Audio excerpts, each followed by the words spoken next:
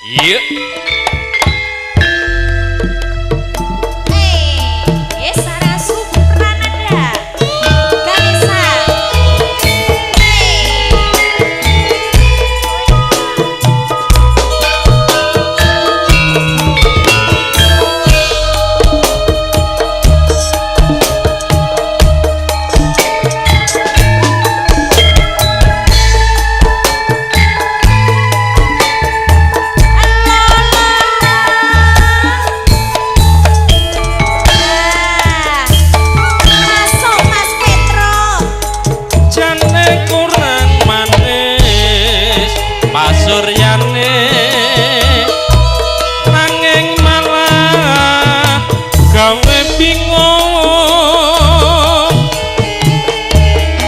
Sawu kenyo pinile bebasan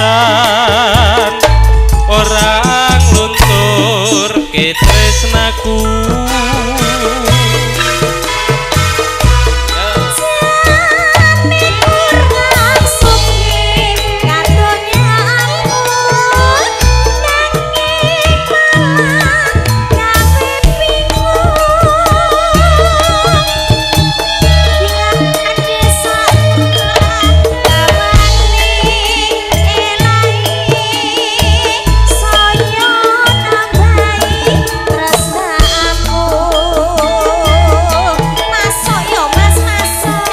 kejuting mundu senadyan agawe lindu tak rasa sepenting madu nimas woing mauni tak rasa gendi sing jawi bunga susah tak lakoni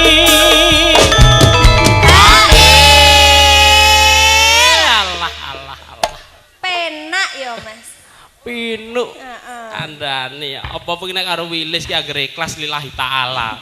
Dadi. Dadi apa? Ya dadi pekakas. Ngene lar tumindak sedeng. Masukin ya, Mas? Heeh, lebokno lon-lonan cah. Dilebokke alon-alon. Iya. Apa sih?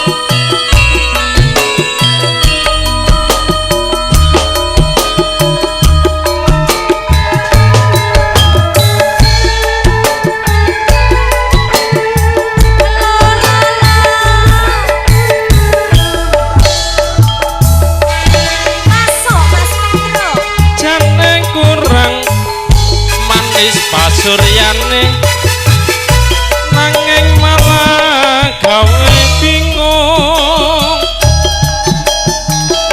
sasawu kenyo pinile bebasan orang luntur ke tresnaku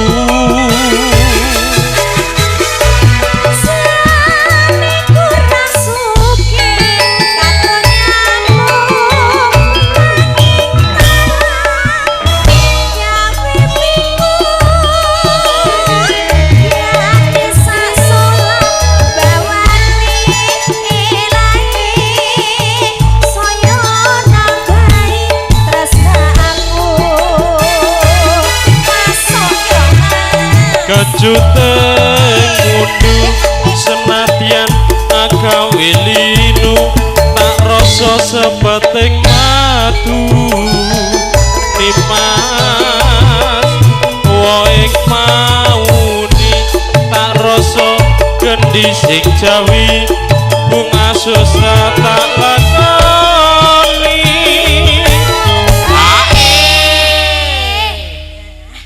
kari sak crit ya Mas diceritke jane apa sing